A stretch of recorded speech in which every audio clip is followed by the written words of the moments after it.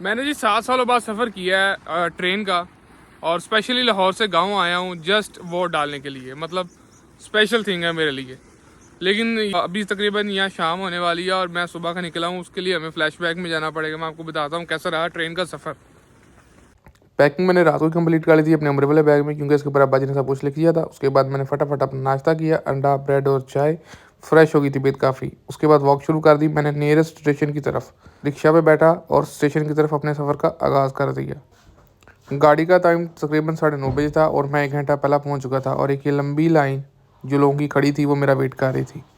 Line में लग के मैं भी चुप करके ही लगना था लाइन में, बोल के मेरी किसी ने सुननी भी क्या थी। फाइनली टिकट लेने के बाद मेरी इमोशंस कुछ इस तरह थे कि मैंने वर्ल्ड कप का मैच जीत लिया होगा। जैसे ही अपने 8 नंबर प्लेटफॉर्म पे पहुंचा, इतना लंबा रश मेरा इंतज़ार कर रहा था।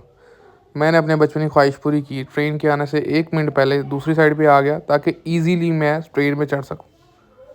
ट्रेन ने तकरीबन 1 घंटे का हमें वेट करवाया। मैं भी बाहर आ गया अपना सामान रख के कि थोड़ा बहुत फ्रेश हो जाऊंगा और अपनी पुरानी बचपन की यादें ताज़ा कर लूँ। फिर मैं गया उस दुकान पे जहाँ मेरी खुशियाँ मौजूद थी बचपन के दिनों में। ये दुकान मेरे लिए जन्नत से कम नहीं थी। यहाँ पे सब कुछ खाने को मिल जाता था।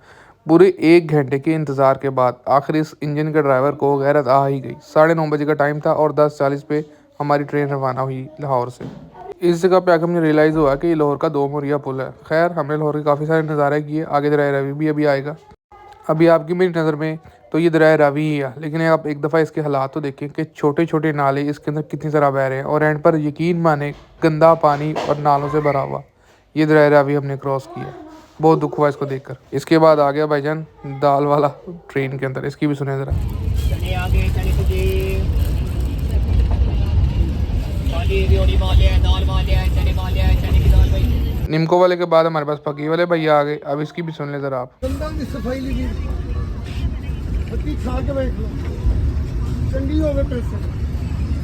रास्ते में जाते हुए हमने शिदारा का पुल देखा और उसका कच्चा रोड देखा। पूरे लाहौर के नज़ारे करने के बाद शिदारा को हमने बाय बाय कह दिया। फाइनली भाईजान टीसी आ गया, मतलब टिकट चेकर। ओके, टीसी मतलब टिकट चेकर। और ये जो टिकट है अभी मैंने ख़रीदी 310 रुपये की। लास्ट मैंने 120 रुपये की टिकट ये ख़रीदी थी। और अब ये आप अंदाज़ा कर सकते हैं महंगाई का। 1 घंटे बाद हम शेखुपुरा पहुँच गए थे और तब उसके बाद थोड़ा सा फील हुआ कि हाँ यार, आधा रास्ता कंप्लीट हो गया, बस अब थोड़ा सा रह गया। ड्राइवर वाकई बहुत ज़्यादा ढीला था। खैर, सारे मामले के बाद हम सांगले तकरीबन 1:45 पहुंच गए थे 12:49 पे। जैसे ही स्टेशन से आपके भाई ने एग्ज़िट किया भजन, भूख तो बहुत ज़्यादा लगी हुई थी। सुबह 6 बजे का खाना खाया हुआ था और अब तकरीबन 1 बज रहा था। स्टेशन के बिल्कुल सामने राहत बिल्कुल भी मज़ेदार चने वाला थी। वहाँ से नाश्ता किया और दोबारा रिक्शे में बैठ गए अपने गाँव के लिए। इस भाई ने पूरे रास्ते के पैसे जो मेरे से 10 किलोमीटर डिस्टेंस के लिए वो 100 रुपया था, और आगे 2 किलोमीटर मेरे गाँव आने का अलग से 300 रुपया लिया। जस्ट 2 किलोमीटर का। ये कहते हुए कि भाईजान वापसी तो मैंने अकेले ही आना। मैंने कहा भाई, आपको वापसी भी 2 किलोमीटर का एरिया ही पड़ेगा, आप मेरे से 200 ले लें। नहीं भाई, आप अकेले हैं तो 300 ही लगेगा। खैर, घर आके मुझे मालूम हुआ कि अकेले आने का यहाँ पर 100 रुपया लेते हैं। आके भाई आपको उन्होंने ठग लिया।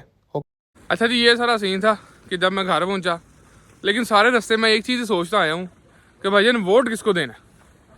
अब 2-3 बातें मेरे जेहन में थी कि एक तो जी हम सब मिलकर ज़्यादा से ज़्यादा कैंपेन कर रहे हैं पीटीआई के हक़ में कि जी इमरान खान को जो है पीटीआई को ज़्यादा से ज़्यादा वोट दिए जाएँ। लेकिन मेन सवाल ये था कि आया कि पीटीआई के जीतने से इमरान खान को वो जेल से निकाल देंगे।